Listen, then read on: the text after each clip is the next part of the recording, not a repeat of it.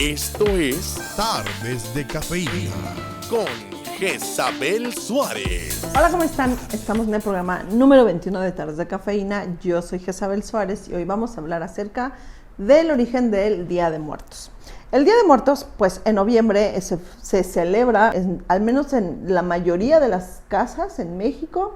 De repente se hace de una manera o de otra. Los estados tienen una forma muy particular de hacerlo. Cada estado son como diferentes tradiciones.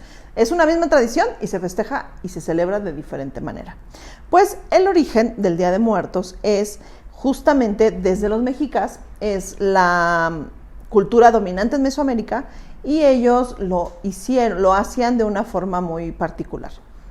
No se hacía en una fecha, no se hacía en noviembre y, por ejemplo, yo lo que pude ver es que nosotros actualmente se hace, la ofrenda es en relación a cómo las personas o nuestros familiares o seres queridos fallecieron y entonces tiene como un día particular en que se va prendiendo la vela y se van haciendo como diferentes rituales. En la época de los mexicas, cuando alguien moría, se le enterraba con todas sus cosas, con sus alhajas, su ropa, con comida. Lo que nosotros ponemos en la ofrenda se ponía en el momento del entierro, con comida, con bebidas, con todo lo que a la persona le gustara o usara. Si eran personas de autoridad, se les enterraba con sus esclavos, si tenían, y justamente se les iba preparando para que ellos ya habían terminado su trabajo en este plano terrenal y entonces iban a seguir a un segundo espacio, que era el Mictlán, que es el lugar del el inframundo o donde iban a permanecer ya ellos más tiempo. Pero para esto tenían que cruzar un camino muy largo, pasar diferentes niveles, atravesar ríos, hacer como un proceso de purificación y para eso es que se les preparaba, para eso se les enterraba con todas estas cosas. Y el perro, justamente el Xoloitzcuintle, también se les enterraba con un perro que era el que los iba a ir guiando en este camino en donde iban a atravesar al menos al final 9 ríos, que es el proceso de purificación.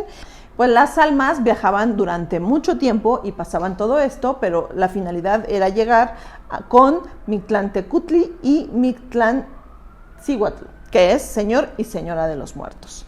Y pues ya al llegar al Mictlán, las almas eran enviadas a otras regiones donde permanecían en un periodo de prueba durante varios años antes de llegar a su eterno descanso o al lugar llamado Obsidiana de los Muertos. Entonces, obviamente son creencias que se tenían y pues era como se les iba preparando para que llegaran a todo esto y tuvieran como ese camino bien y estuvieran bien preparados. A diferencia del mundo occidental, que pues obviamente la forma en que se celebraba estos tiempos pues era también de otra manera. Cuando llegan los españoles ya se hace un poco esta mezcolanza en las cosas católicas, ya se incluye la parte de las imágenes, ya se hace unas tradiciones donde se va como teniendo la forma y entonces ya empieza a ser un poco revuelto todo. Y los muertos y los dioses eran los personajes que estaban en esa época, en los tiempos prehispánicos. El elemento común eran el perro, que era, como les digo, era quien los iba a guiar en este camino. Cuando alguien moría, era diferente su ritual de entierro, porque cuando fallecían los niños, se les enterraba y se creía que iban a ir a una zona en donde los árboles daban leche. Digamos que los entierros más ceremoniales o con mucho más privilegio eran cuando morían en un combate, que eran los guerreros, o cuando morían ya con edad avanzada, que evidentemente eran personas ya con mucha sabiduría y con diferentes autoridad en la comunidad. Entonces esos eran como los entierros más lujosos, se puede decir, y pues se les iban agregando diferentes cosas en ese momento de su entierro. Creo que nosotros, en comparación, lo que se hace en las ofrendas es tener como un día diferente para las personas. Yo lo que pude preguntar, al menos en estas épocas, fue que había un día se ponía la vela para las personas que habían muerto en un accidente, otro día para los no nacidos, me parece, es un día para las ánimas, porque las ánimas de los infantes, de los niños, y otra para las ánimas de los adultos. Son como diferentes cosas, digamos que tienen como cosas en común, pero cosas que a veces no tienen como relación. También, en la época actual, algo que hemos relacionado mucho con la Día de Muertos es la Catrina. Les voy a platicar. La Catrina surgió, el primero que la hizo fue José Guadalupe Posadas. Él escribía para periódicos en donde criticaba un poco las clases altas, criticaba al gobierno, hacía como críticas sarcásticas de diferentes temas políticos, sociales, culturales. Y entonces hace este personaje de la calavera con el sombrero porque había la clase alta y pues siempre andaba como muy bien vestida, la clase trabajadora, en particular las personas que vendían garbanzo, pues eran personas de clase baja, pero que tenían la posibilidad de vestirse bien, que querían como imitar esa parte de la clase alta, ¿no? La ropa.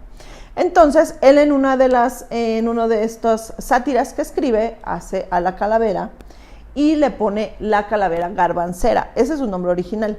Entonces, hace una crítica a estas personas, obviamente todo era en sátira. Ahí es donde se originan también las calaveritas literarias que actualmente conocemos, que todas son en sátira, burlándose de algún tema o de alguien en particular.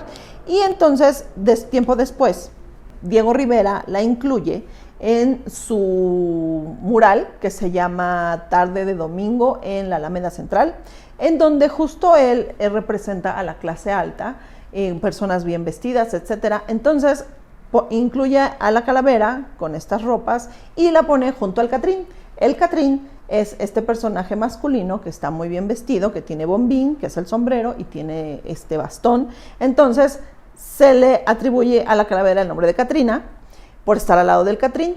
Al lado también de la calavera está la versión infantil de Diego Rivera, él se incluye ahí, y atrás está Frida Kahlo, ya se encuentra ahí, y ya alrededor hay muchas personas que se ven que son de la clase alta.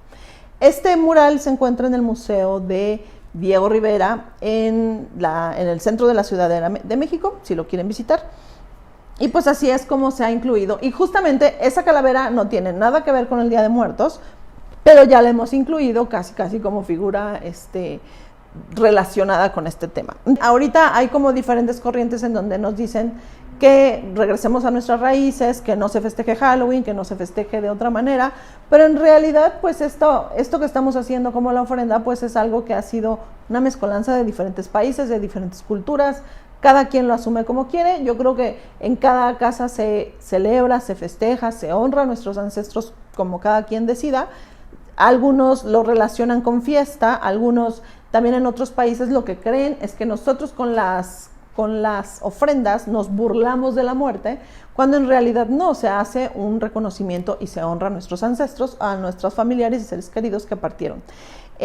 Lo que se busca es que se haga mucho más, se vuelva a las raíces y no se tengan como tanto contexto de películas extranjeras, lo cual es imposible. Entonces yo, en mi opinión, lo que yo recomendaría es que cada quien lo festeje, lo celebre como cada quien quiera, pero que incluyamos a las generaciones más jóvenes, a los niños, y obviamente se les explique si está una ofrenda, por qué está la ofrenda y quién es la persona que está ahí. Y creo que eso es mucho más, y hacer una tradición familiar que seguir tradiciones que no sabemos ni de dónde siguieron y que a veces nos quejamos y justo no sabemos que hay cosas que ni siquiera tienen nada que ver y que las seguimos incluyendo como una tradición. Como recomendación hay varias películas, sobre todo en animación, que hablan de la tradición mexicana.